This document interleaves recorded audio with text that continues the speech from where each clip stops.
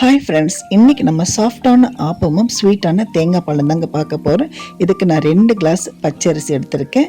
அது கூட கொஞ்சமாக வெந்தயமும் கொஞ்சமாக உளுந்தும் போட்டு நல்லா வாஷ் பண்ணி ஊற வச்சுருக்கேன். இப்போ நம்ம இதை அரைக்கிறதுக்கு மிக்சிக்கு மாற்றிக்கிட்டு அது கூட வடித்த சாதம் 1 கப்பும் 1/2 கப்பு துருகின தேங்காவும் போட்டு அது கூட தண்ணி நல்லா விட்டு தோசை மாவுக்கும் கொஞ்சம் தின்னாக இருக்கிற அளவுக்கு தண்ணி விட்டு நல்லா மையாக அரைச்சி எடுத்துக்கோங்க. இப்படி அரைக்கும் போது திப்பு இல்லாத அளவுக்கு கொஞ்சம் நல்ல மையாக அரைச்சி எடுத்துக்கோங்க. இதை நம்ம வேறு பாத்திரத்துக்கு மாற்றிக்கிட்டு கொஞ்சம் உப்பு போட்டு நல்லா கலந்து 8 மணி நேரத்துக்கும் குறையாமல் அதை நம்ம ஊற விடணுங்க. அவ்வளோதாங்க. இதை ஊற வச்சு தனியாக எடுத்து வச்சுக்குவோம்.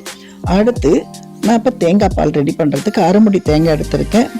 அதை நல்லா மிக்சியில் ஒரு அடி அடிச்சுட்டு கொஞ்சமாக தண்ணி விட்டு ஃபஸ்ட்டு பால் எடுத்துருவோங்க. இது வடிகட்டின உடனே அடுத்து அதே தேங்காயை மறுபடியும் நம்ம மிக்சியில் போட்டு இன்னும் கொஞ்சம் தண்ணி விட்டு அதையும் வடித்து எடுத்துக்கலாங்க.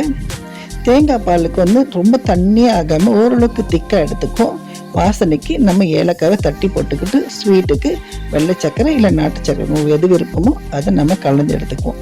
இப்போ 8 மணி நேரம் ஊற வச்சிருக்கிற அந்த மாவை நல்லா கலந்துட்டு 1/2 கரண்டி மாவை நம்ம இந்த ஆப்பச்சட்டியில் போட்டு மெதுவாக பொறுமையாக ஒரு சுற்றி அப்படியே எடுத்து வச்சுட்டு மூடி வைப்போமுங்க.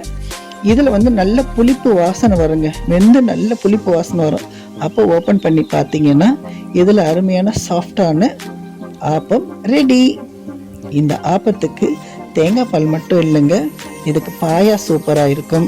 அதோட வடைக்கறி, இதோட சிக்கன் குழம்பு, இது எல்லாமே இந்த ஆப்பத்துக்கு காம்பினேஷன் சூப்பராக இருக்கும். ஆனாலும் பார்த்தீங்கன்னா தேங்காய் பாலுக்கு நம்ம யோசிக்கிறது முதல்ல ஆப்பம் தாங்க. ஆப்பம் தேங்காய் பால் காம்பினேஷன் தான் எப்பவுமே ஃபர்ஸ்ட் கிளாஸாக நிற்கும்.